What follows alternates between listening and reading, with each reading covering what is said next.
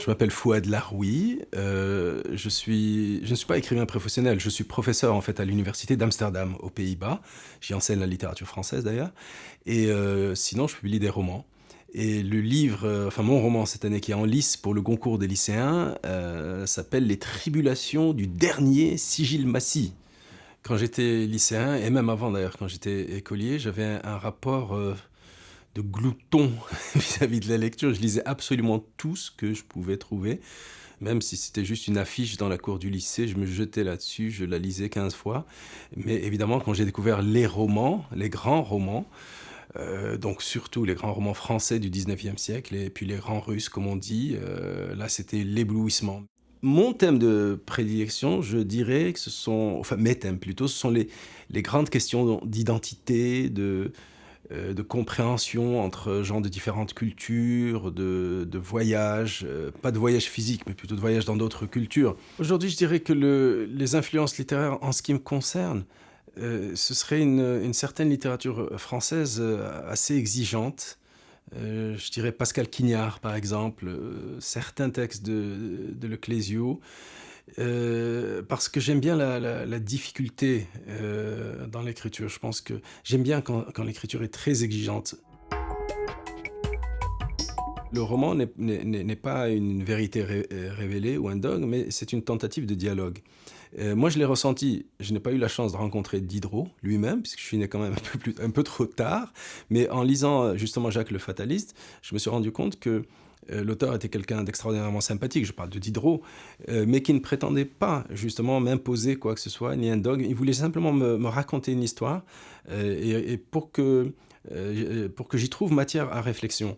Le point de départ, c'est quelque chose qui m'est arrivé en fait. Un jour, j'étais dans un avion au-dessus de la mer d'Andaman, pas loin de l'Inde, 30 000 pieds d'altitude.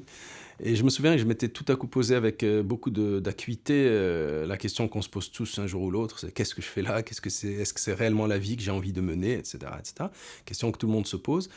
Et par la suite, je l'ai prise, cette question, comme point de départ de mon livre. Et donc, il s'agit d'une remise en cause de sa vie par je dirais pas le narrateur, c'est le personnage principal, qui s'appelle Adam Sigilmassi, d'où le titre.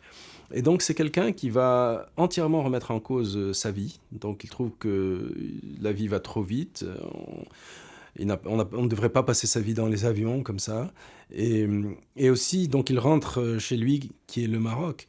Et il essaye de renouer avec une certaine authenticité, c'est-à-dire une certaine lenteur, une certaine prise de distance vis-à-vis de la culture française, justement. Enfin, il y a plein de péripéties, mais le point de départ est quand même celui-ci. C'est quelqu'un qui veut changer de vie, mais le monde ne lui permettra pas de changer de vie, puisque c'est une série de catastrophes qui vont lui tomber dessus, le pauvre.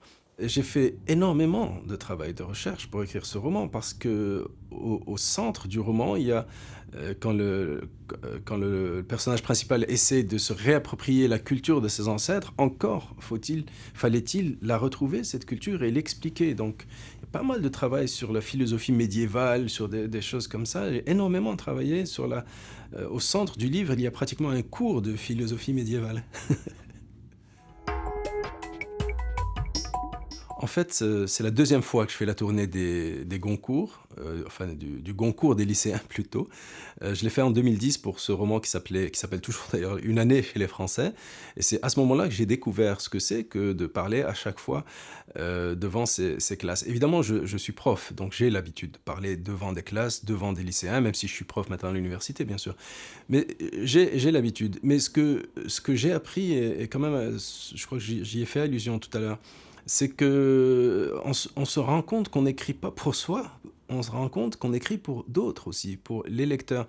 Et les questions des lycéens, beaucoup de questions des lycéens m'ont énormément intéressé parce qu'elles me posaient la question de la clarté de mon propos. Ce qui est très important pour moi, c'est le plaisir de lecture. Moi, je veux que mon lecteur éprouve du plaisir en me lisant. Déjà, ça, c'est une bonne chose.